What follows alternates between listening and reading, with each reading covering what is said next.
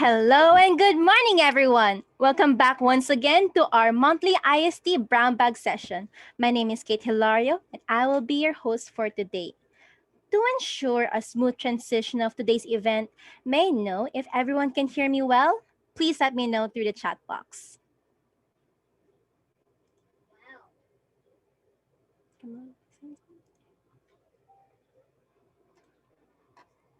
Thank you for letting me know.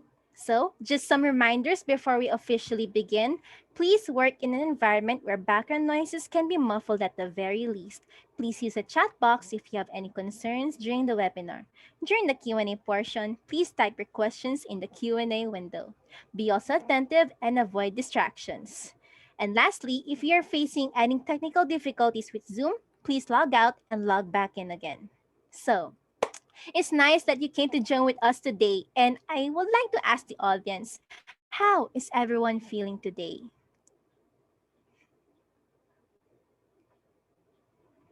That is nice to hear, and I hope you're all doing well. Therefore, we hope that everyone is looking forward to listen to our today's session entitled Recognizing Adaptability in the Setup of a Future Classroom, to be presented by Mr. Rommel Deocaris. And now, Mr. Rommel, it is my honor to give the floor to you. Hello, Kate. Hello, everyone. Thank you for your attending today, and thank you very much for giving me the floor. So with no further ado, I'm going to do my share screen now and presenting to you my presentation slide.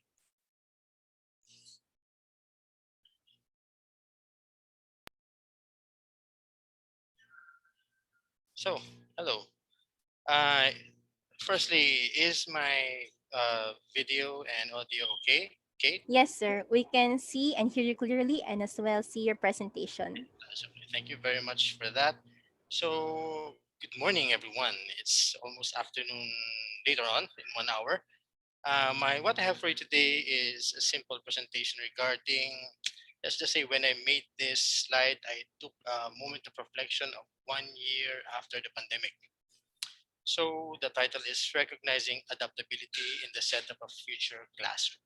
This is an inspiration that I have since probably sooner or later I feel that we'll be going back to a face-to-face, and yet there will be a lot of questions later on.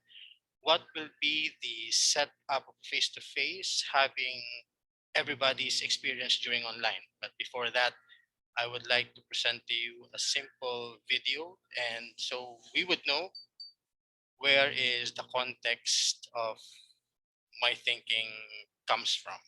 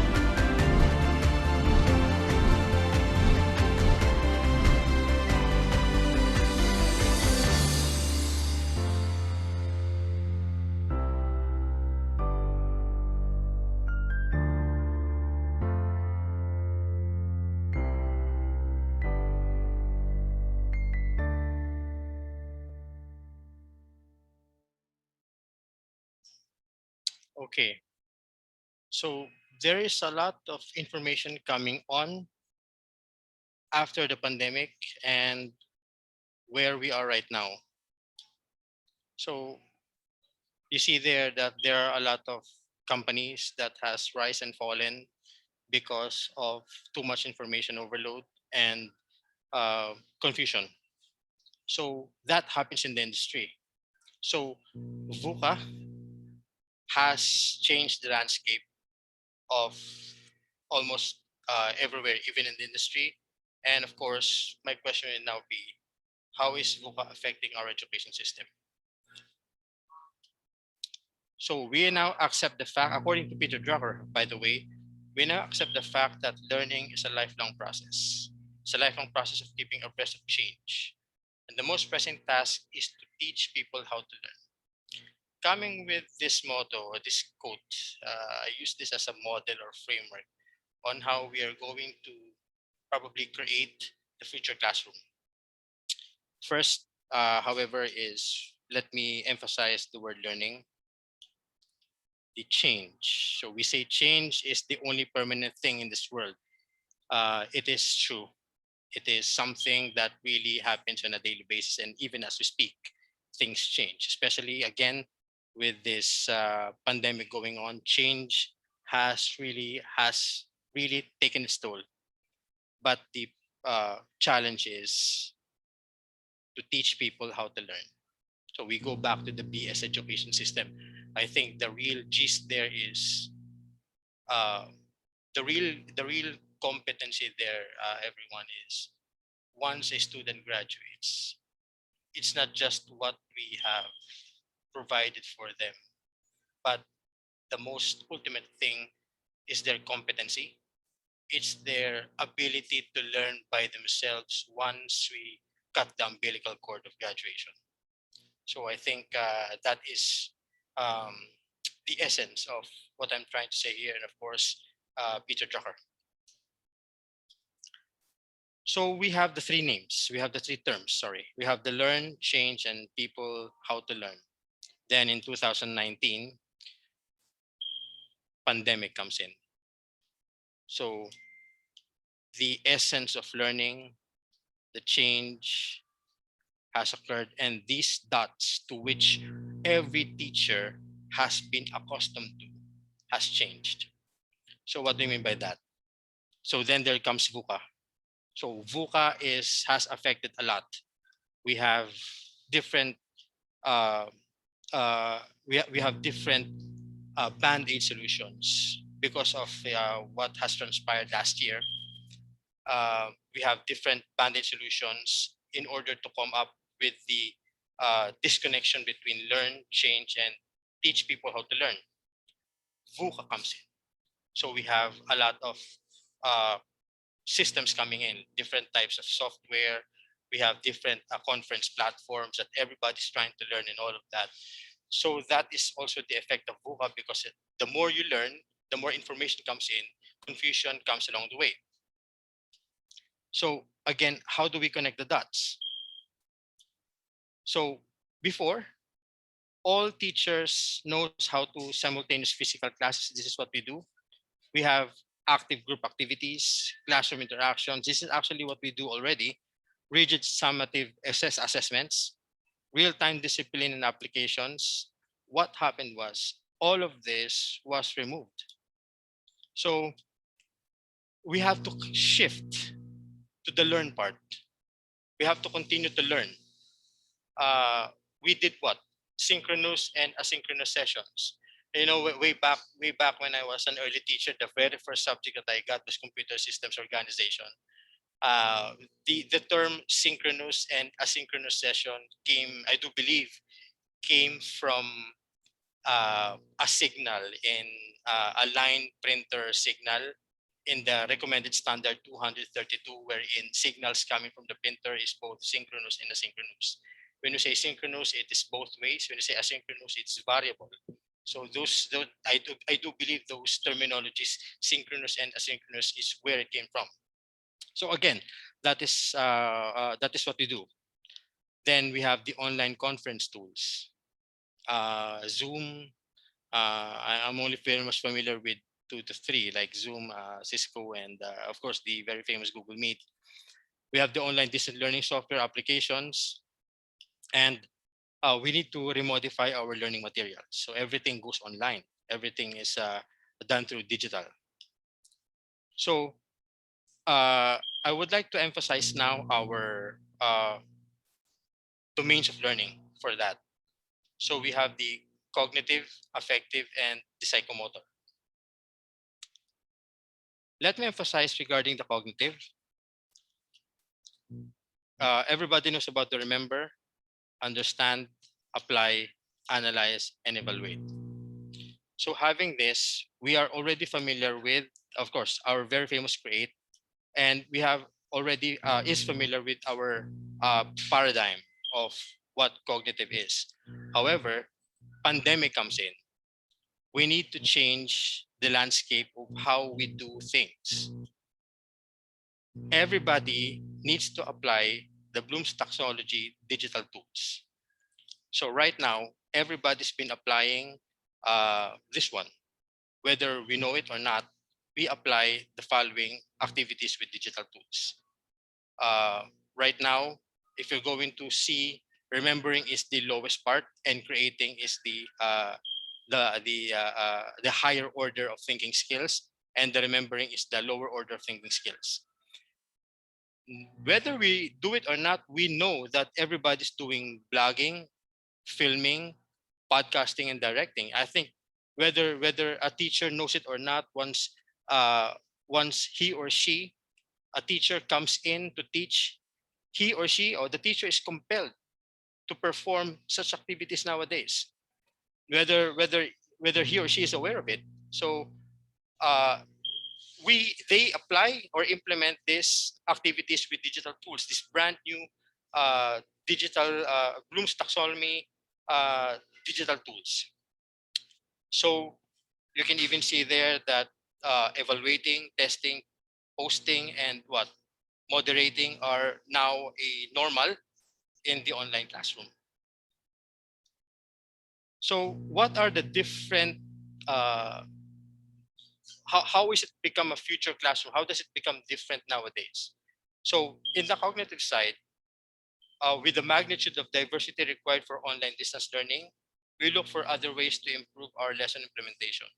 So I think the difference now, in order for us to connect the dots between the gaps that I have presented before, we have to apply what we call the visible thinking routines. So sorry for the walls of text. This is the best thing that I can provide, given the ingenuity of what we have here right now. So visible thinking is defined as a broad and flexible framework for enriching classroom learning in the content areas and fostering students' intellectual development at the same time. So the provides a deeper understanding of the content. Let me read it for you. Greater motivation for learning, development of learners' thinking and learning abilities, development of learners' attitude towards thinking and learning and their alertness to, to opportunities for thinking and learning, a shift in classroom culture towards community for enthusiastically engaged thinkers and learners.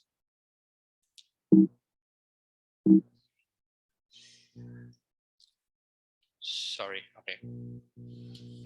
So these are some of the examples. So at the end of every lesson that we do, we try to synthesize uh, learning or evaluate them after we've done an online teaching. Let's say, let's craft a context wherein you, in the end, you may further evaluate the deepness of learning of a student by asking a question, what makes you say that? So the context of the lesson provides an interpretation with justification routine. So it provides a higher order of learning under a digital platform.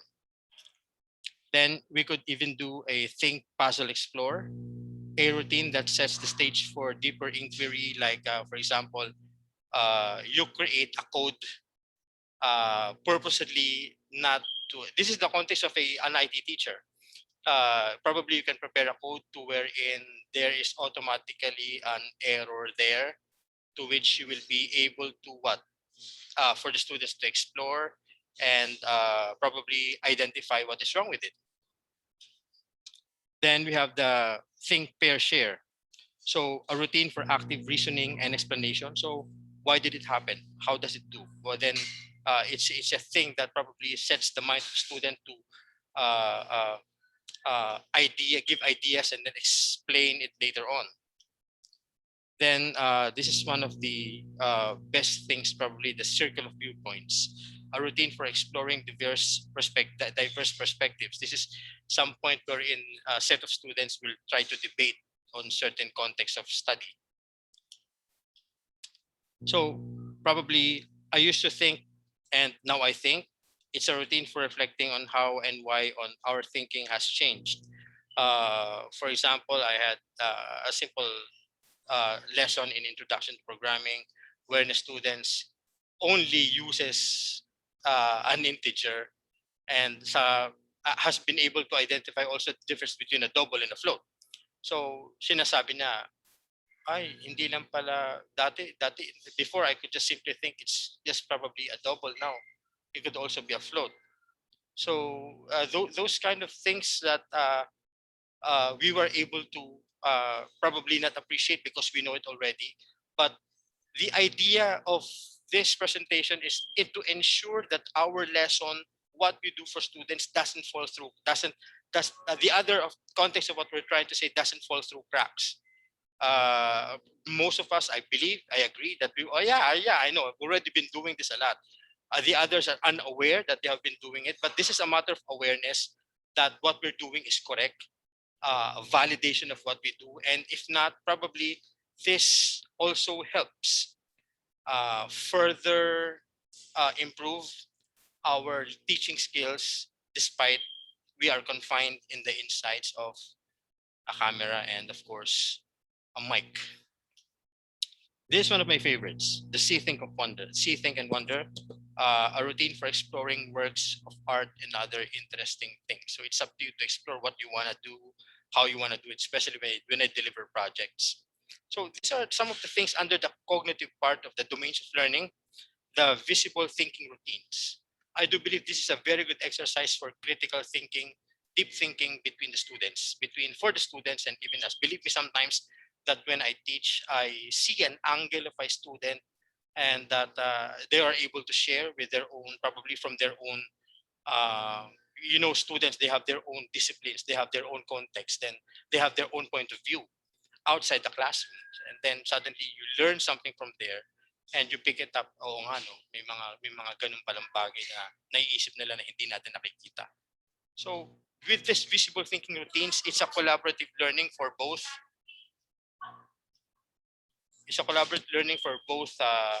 students and teachers as well. And the tug for truth. This is actually a debate uh, on getting the multiple sides of a case. Then one more is we have the step inside.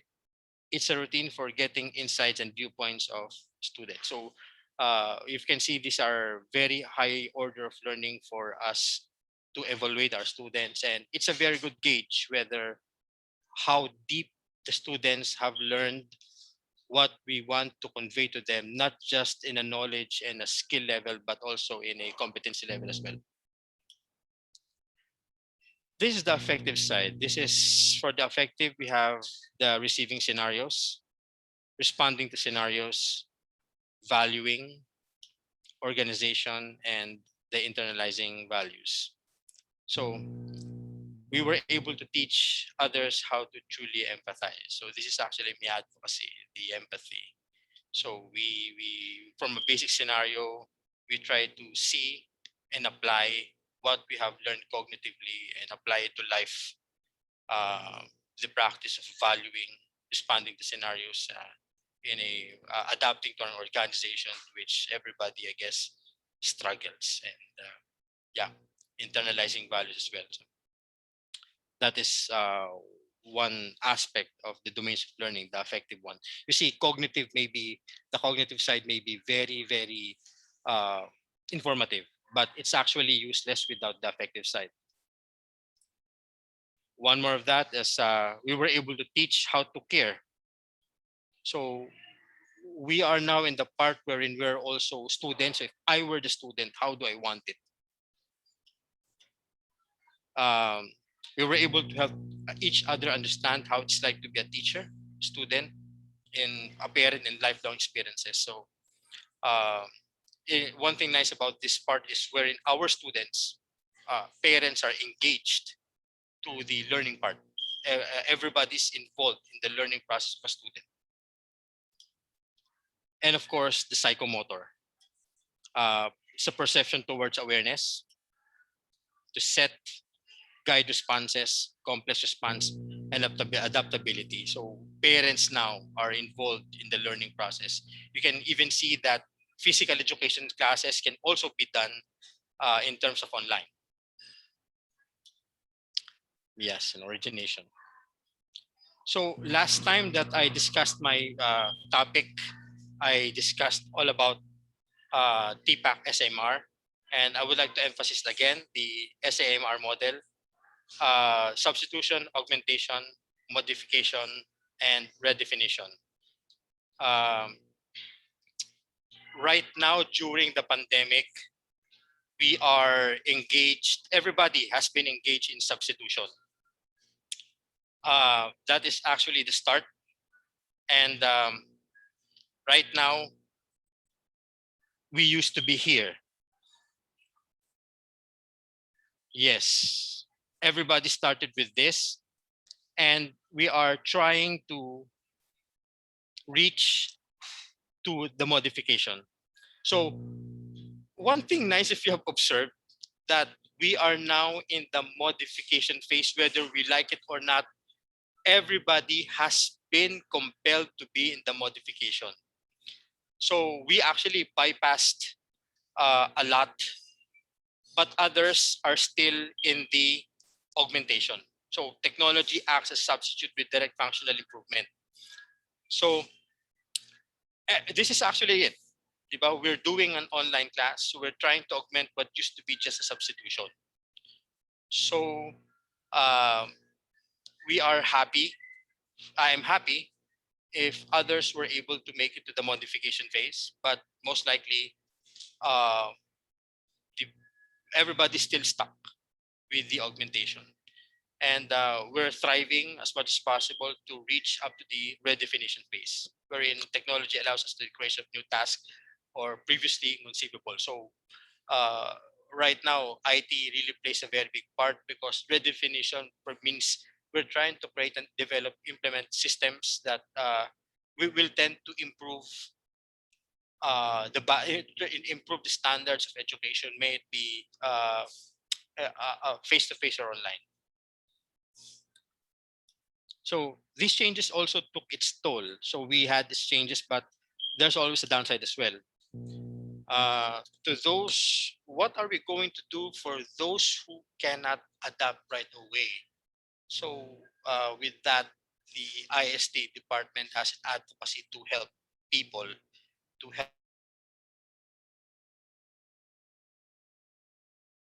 adapt towards or break the barriers towards simply just augmentation, but also to reach modification as well. So please help us. Please help us and be the avenue. Be the avenue. Let us help you. Be the avenue for you to reach out to these people as well. So please help us with this. Uh, moving on. So Peter Drucker said, the most pressing task is how to teach people how to learn. So this is actually what I've said earlier, that this is actually what we are doing. This is really towards our direction. Uh, Not just spoon fed them, but really to teach them how to learn. So for it was never easy to learn things and adapt to change overnight. It was never easy to learn things and adapt to change overnight. Para sa estudyante, sa magulang, at lahat para sa atin. So we are all struggling to this. So cognitively, affectively, psychomotor, we're trying to improve the methods of learning and let them learn on their own in the side of students, parents, education, and educators as well. So we ask ourselves again, how do we connect the dots? The answer to that is cognitive empathy. At least this is how I believe it, this is how I perceive it, this is how I interpret it. Uh, Cognitive empathy provides an understanding. Cognitive empathy lets us see what's there on the other side in terms of skill. I there was a time in my point of when I was a teacher wherein uh, this is coming my experience as well. I had to undergo with a I had to be in a new school. I was not I was not being a teacher and learning the ways of how to deliver a lesson.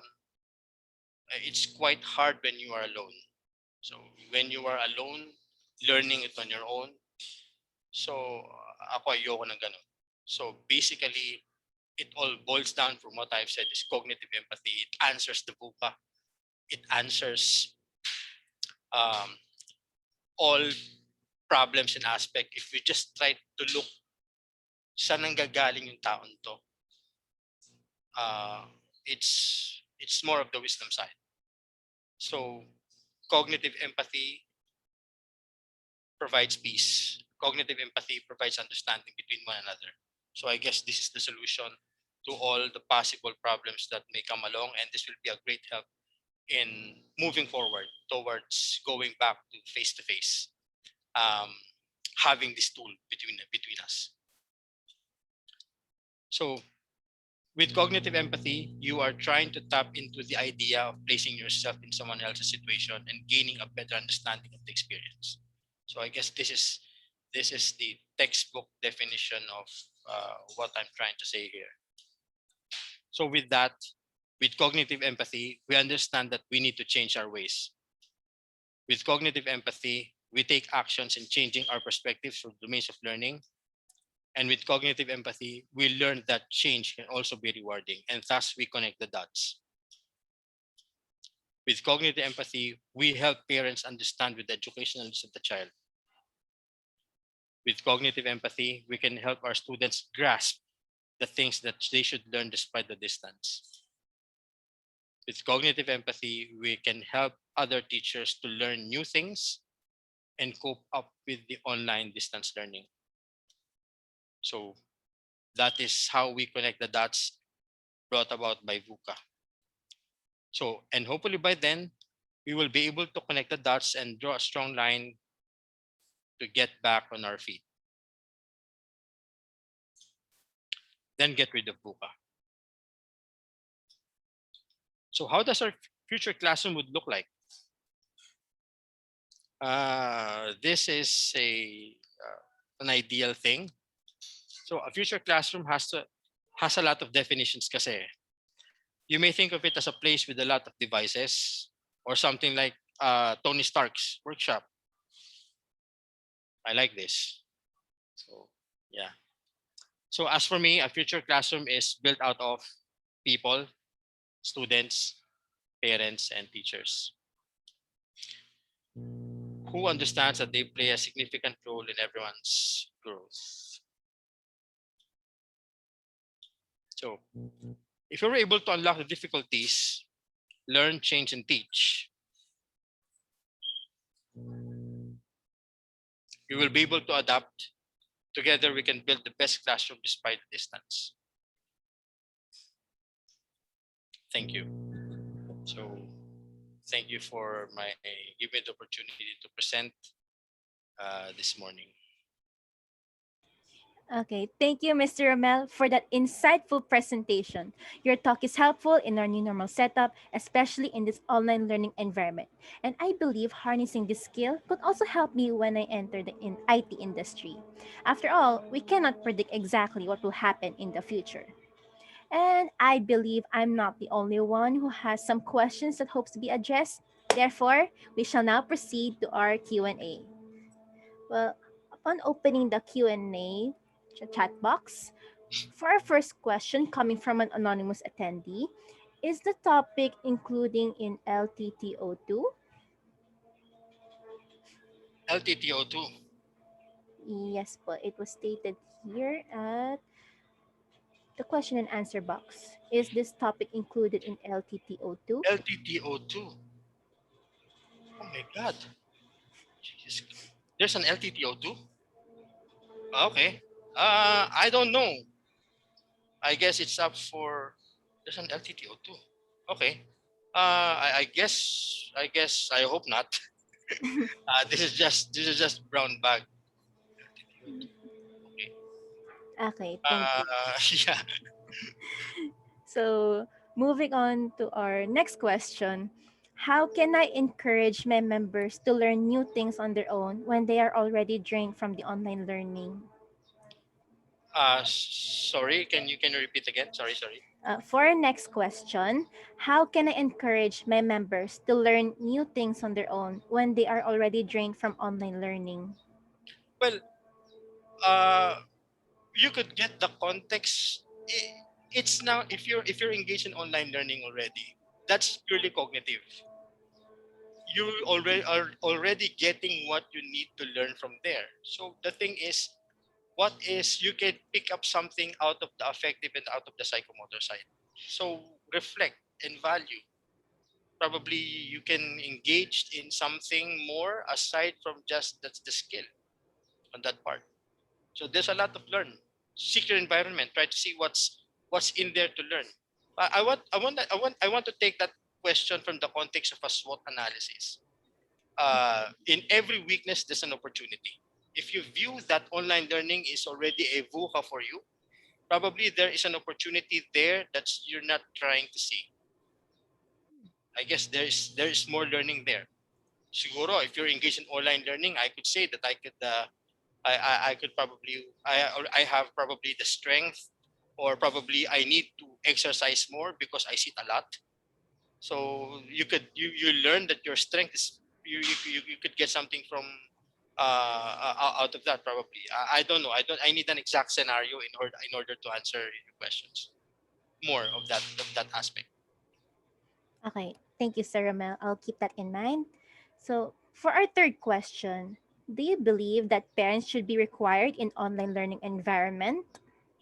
Do you believe that parents should be required in online learning environment? Parents are automatically involved when it comes to online learning because they are there. Believe me, they are. May na-encounter nga ako minsan. I was teaching an online class wherein a a parent is trying to debate regarding my lecture of a data type. So I think, yeah, parents being involved in online learning as well would be a great help for their child, their student. Yes. Okay, noted. Thank you, Sir Ramel. And for our fourth question, if Oh, by the the way, go whoa, whoa, whoa. Just this is just an idea. They could provide the LTTO2 to the parents. Okay, we'll keep that in mind, Sir Mel. So, for our fourth question, if the government will allow us to do face to face classes, should we allow 100% deliver classes in the campus immediately, or should we keep the blended learning approach? Um, Sorry, Kate. Can you please read it to me again? I'm trying to Coming soon. teach. It's okay, sir. So, if the government will allow us to do face to face classes, should we allow 100% delivery of classes in the campus immediately, or should we keep the blended learning approach? Uh, in the school administration side, you see, Kate, I don't mean to brag, but my lecture usually before pre-pandemic was already specifically designed online. I think you were my student before. You will be able to grasp that idea that I never changed my lectures pre-pandemic and up to now. Uh, I think the blended learning approach could be a replacement for what used to be just a homework or assignment. Diba? The purpose of the homework assignment is to provide an extent or an extent of learning outside the classroom. So that could be in support of that. Now, going back to face, I am not a doctor. I am not IATF. Yeah. It's up for them to decide, because you need data coming from the extent of the virus, of our friendly neighborhood COVID-19. Oh, how is it? What will be the impact of that? The threat is still there. So the answer is, what is the risk? I don't know. I'm unsure. So I leave it to the experts to answer whether we're going back 100% face to face. But I guess that's my take. Okay, that's. I'll take note of that also, Sir Mel. So for our last question, looking back in this past year, do you think teachers know how to use digital tools more effectively now? Good question. Yes, definitely. It may not be 100%, but probably the lowest grade of learning from a teacher is under the use part. But definitely, yes. Whether we like it or not, every teacher has become an online teacher automatically. So yes, more. Okay. Thank you for answering our Q&A session, Mr. Romel. And to be perfectly candid, this is also another awesome and well-informative Q&A session. And I'm afraid we have to cut the Q&A session as of the moment, but I do hope we all remember the things we needed to do when we are working with other people. And before we close the program, I would like to call on Mr. Romel once again to give his closing remarks. Please welcome Mr. Romel. Oo nga pala, ako din yun. Anyway, yeah. So, thank you for attending my brown bag this afternoon. This afternoon, and I hope I was able to contribute something for everyone. This is just came top of my mind. I don't want to discuss any other aspects except on the learning side, the education side, because I think that is the focus for now. Thank you very much for watching, and see you again on Company. Today's June. Please stay tuned for July's brown bag, Mr. Giuseppe Nang. I'm very, very excited to watch Mr. Giuseppe Nang's uh, contribution to the brown bag on the second week of July, this coming month. Yes, tama ba? Yeah, coming month. So thank you very much, everyone, and in behalf of the IST department as a whole, thank you for being us today, and thank you for the digital team. I also forget. Thank you for the digital team for helping us with this, Sir Anthony Saul, and our anonymous attendees, Sir Chippy Benafe, for letting us do this. So, good morning, everyone, and enjoy your lunch. Thank you very much. Okay. Thank you for that heartwarming speech, sir. As we end today's webinar, we would like to thank, of course, our speaker and the participants who joined us today. We wish everyone to continue staying safe, have a good day, and enjoy your hearty lunch. This is Kate Hilario signing off. Auf Wiedersehen. Goodbye, everyone. Bye. Annyeong